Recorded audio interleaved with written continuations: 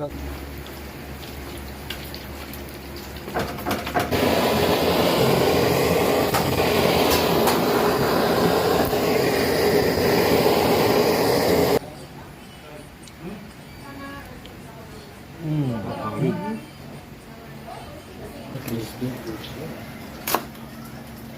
pati sa bagnet, kami rin yung from ano niya. So, yun lang ilalagay natin sa binagoongan. So, since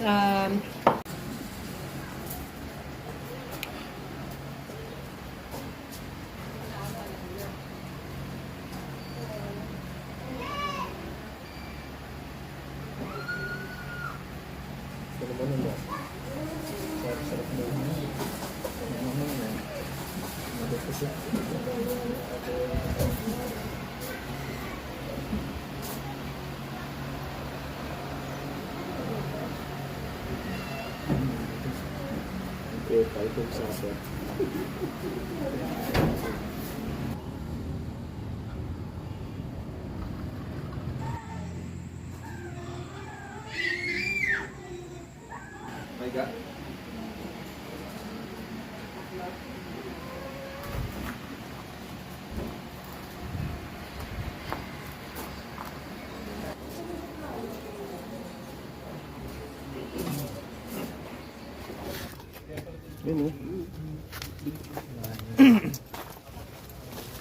Anong part yan, sir? Bali cashew to, tapos may sinama kami bone bone marrow. marrow. Grabe. Pampalasa. Oo. Sinamahan na namin ng bone marrow. Yun yung pampalasa niya talaga. Tsaka mga laman. Gamitan na rin lang natin mga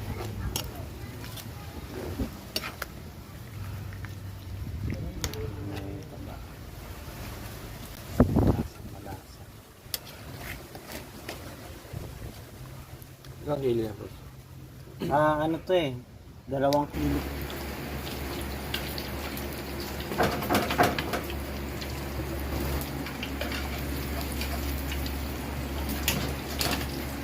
Toppings natin yan, sir, no?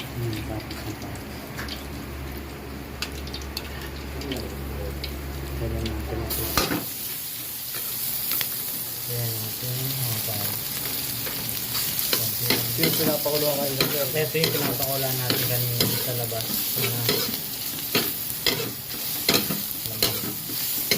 Hintayin lang natin. Sabaw din.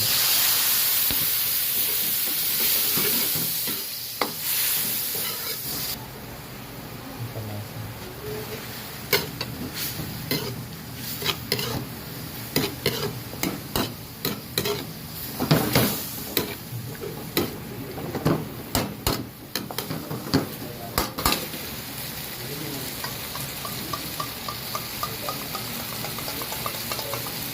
Baho.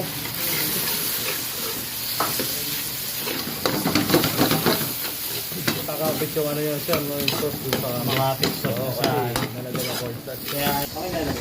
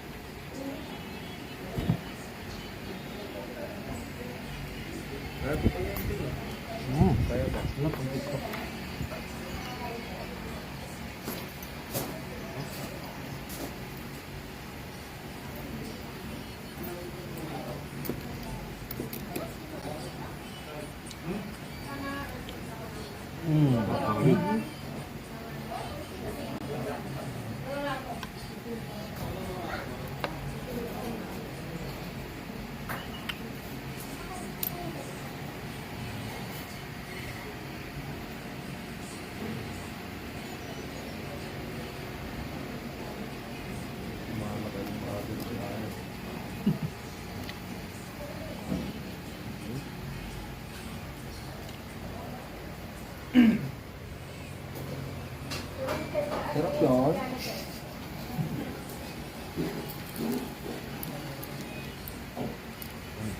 Sabay na.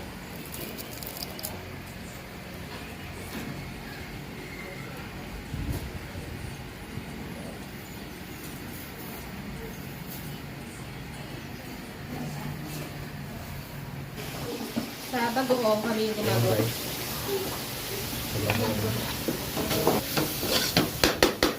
Ito yung one of the seller namin sa mga rice mill namin dito sa Sayap. Kaya Eggplant. Sa side dish ng mga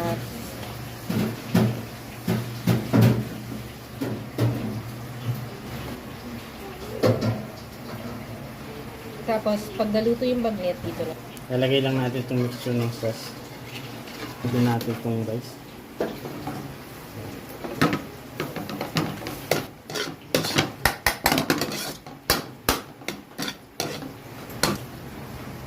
Pechay. Talong.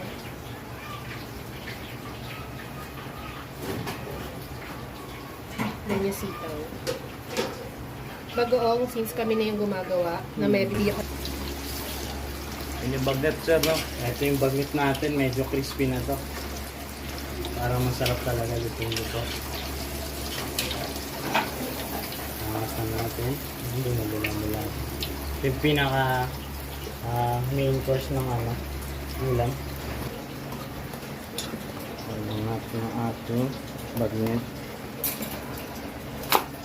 Ayan, crispy. So, pati sa bagnet, kami rin yung from scratch talaga siya. Well, wala po talaga yung... Oo, lahat kahoy yung ano niya.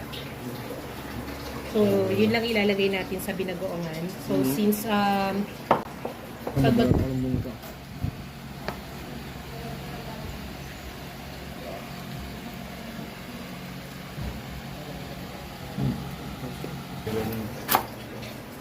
Sa kare-kare, meron na rin ganun yun. oo, mamaya, meron tayong meal.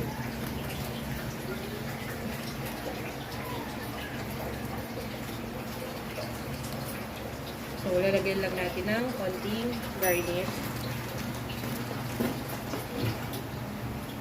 So, yan. Parang ano kumain sa restaurant. Sulit ka.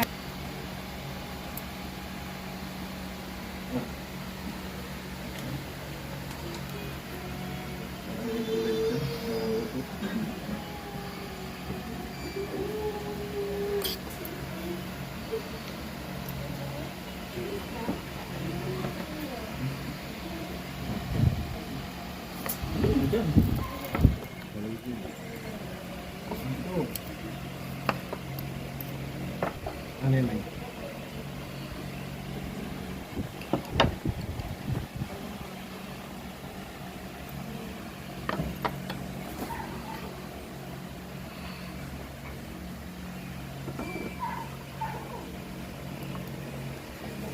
Para malas na natin ito. Bagong labas lang sa amin itong nasi goreng pero mahabol niya sa ibang mga bestseller.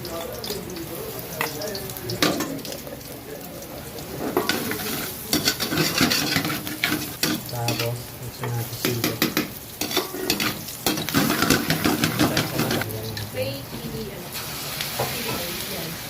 Wala. Kaya natin. Tinda rin kami ng per bottle na ito kaya halos kami dito nag-aalim yung rice. Parang kanina lang din sa kalkari.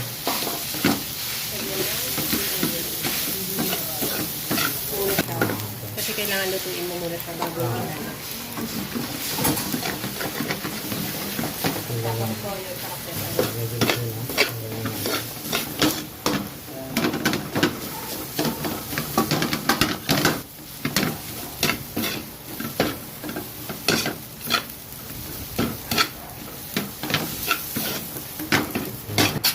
Talang na natin. Para simple, eh. Para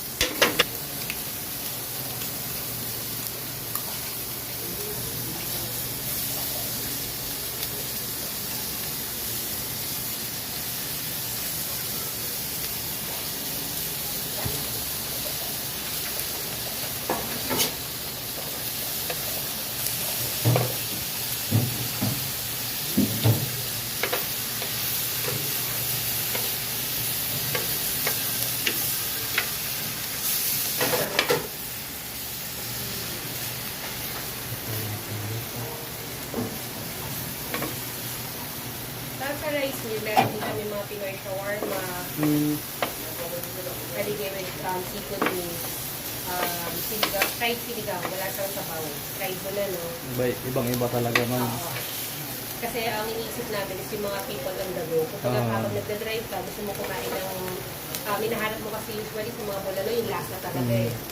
So, paano ka kakain habang nagda-drive ka?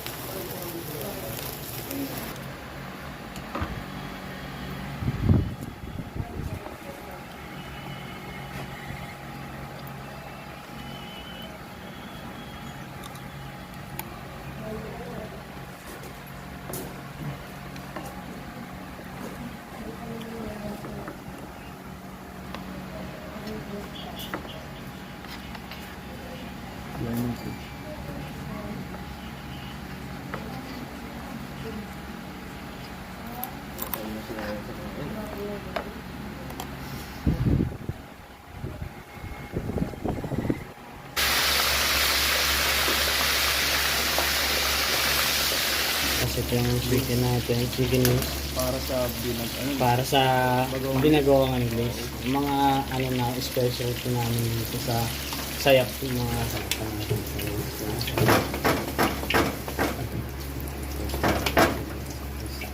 Kami na rin gumawa nito.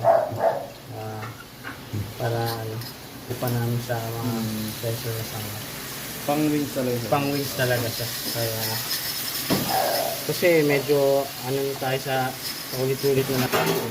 Kaya pang chicken wings. Tapos ihahalo naman natin.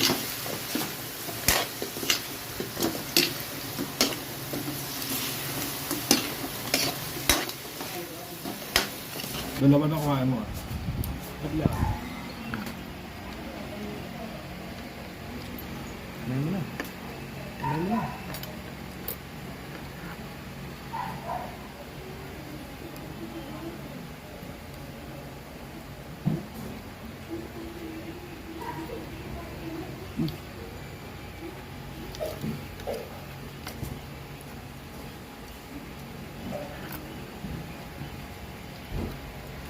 Oo, sisig sauce talaga.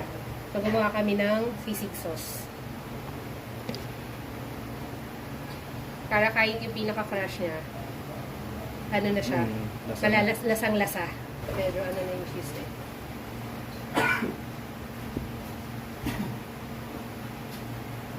Kasi ang dami nang lumalabas na sisig pizza ngayon. Pero, yun nga, ano yung pinakaiba namin sa kanila? Even yung sisig. Yung pork ma, may timpla na po siya. Oo, kami na rin yung gumagawa sa kanya. Kumbaga sisig talaga siya. Oo, sisig talaga siya.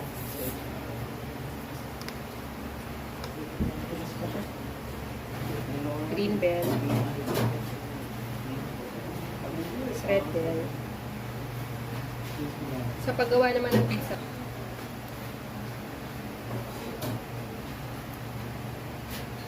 Tapos, yung pang finadyan talaga siya. So, nasa gitna siya. Iba to ah. Yung taas ng lahat. Para maluto yung good chicken. Yes.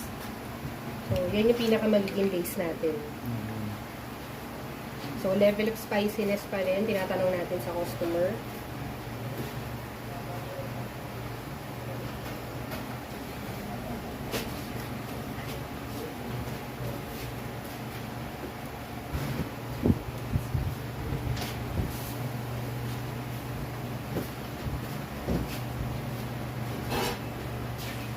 Base niya. So, lalagyan natin siya ng red bell na lang, saka green bell.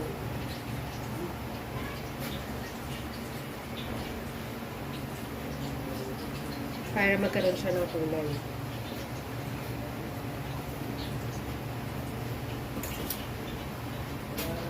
Tapos, yung Pork. toppings niya, pork. So, gusto nyo mag-beef, ground beef, pwede rin. Pero since gusto natin kasi medyo authentic yung lasa niya. So, we'll go with the So ito ba medyo pork. spicy talaga to, no? Oo. Kasi yun naman yung magpapabalanse na magkaroon siya ng tamis. Tapos luto na yung iba, babalikan na natin siya.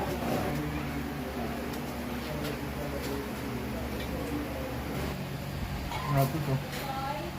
Hindi na yan.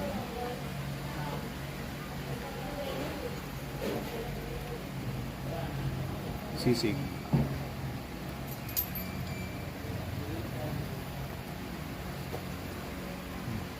Mm.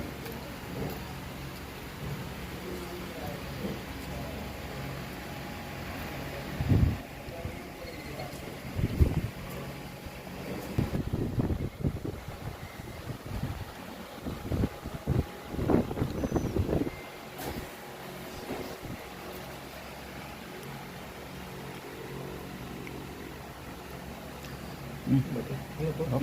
Natin yung dati. Anong pasta siya, sir? Bali, aligi pasta. Alige natin. pasta, okay. Kasi muna yung ano. Tingnan natin itong seafood natin.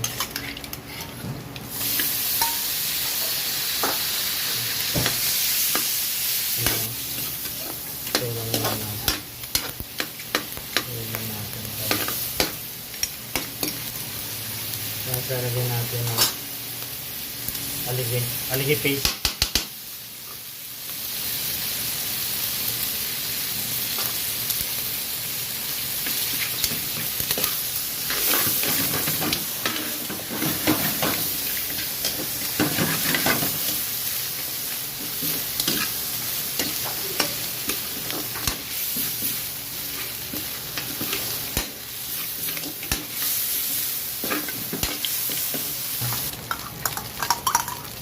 Crab paste pa ulit.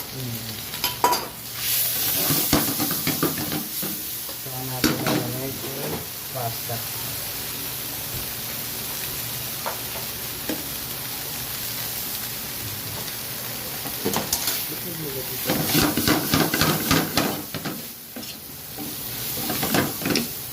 Try pa yung water tayo kasi hindi siya dry. Water. Kasi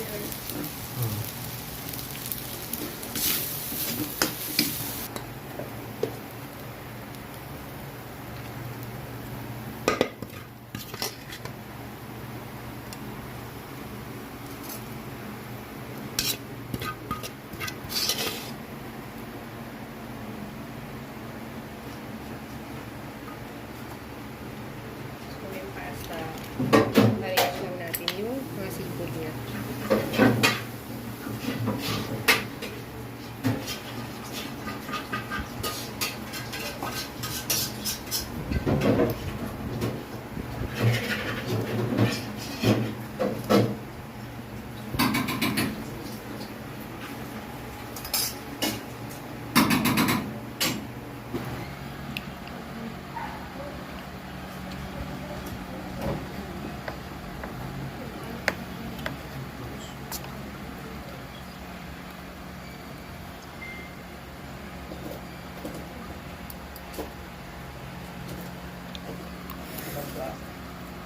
Pasta.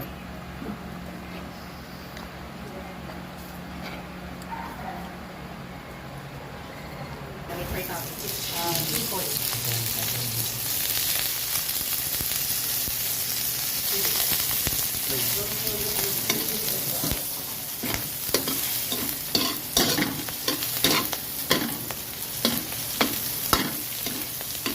Lain.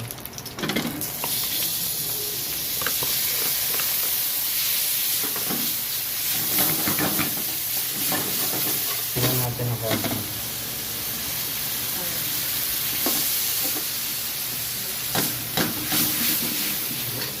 Bago.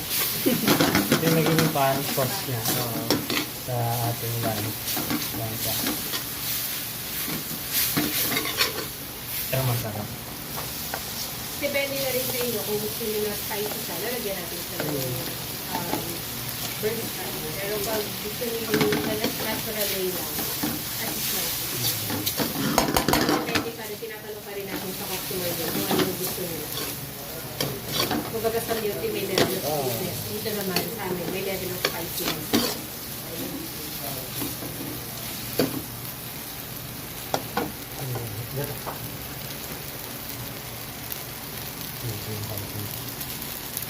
Kung medyo pakuluan pa naman kasi may katapos.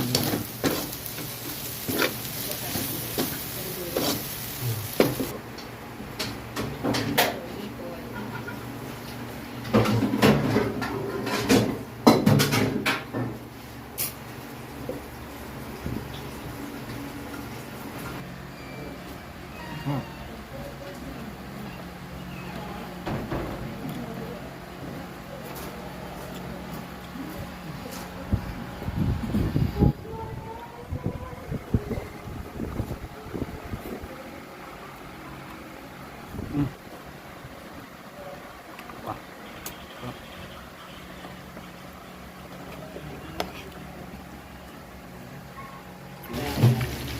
Yun, ano pala, sa Paris na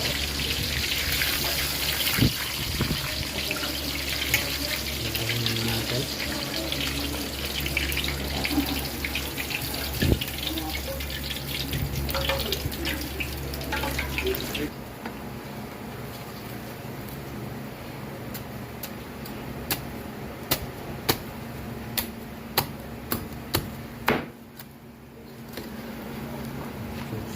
Juicy.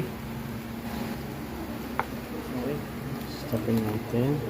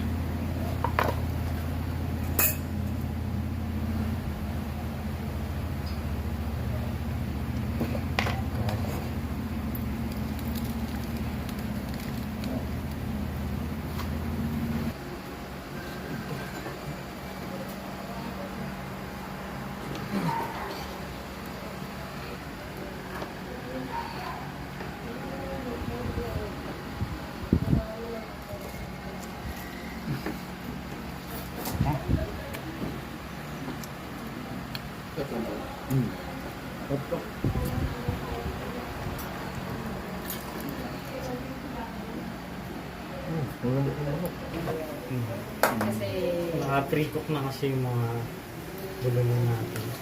Ayun lang naman. pangulan. Binisan eh. So, restaurant style tayo. Lahat pre-cook na siya. Masala ko na. Sabon. Bali pag ano na, luto na yung kamatis, sibuyas, tumasa na yung tama. Ihalo na natin itong ano, langka. Pinakakulay. Ang kadi sir, may ilan lang ata. Like sir.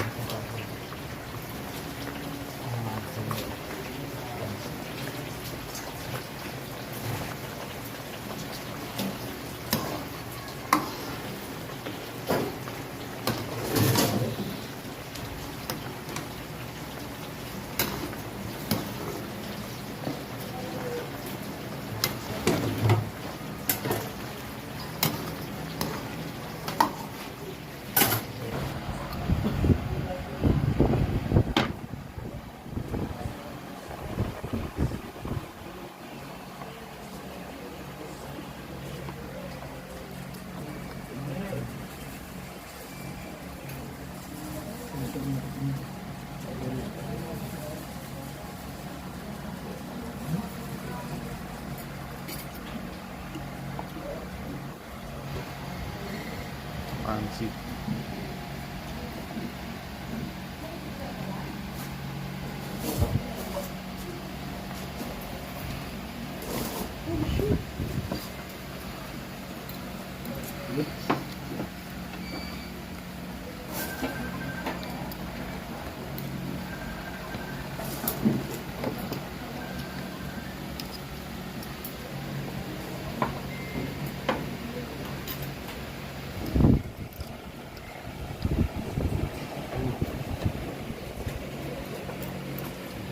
Sarap.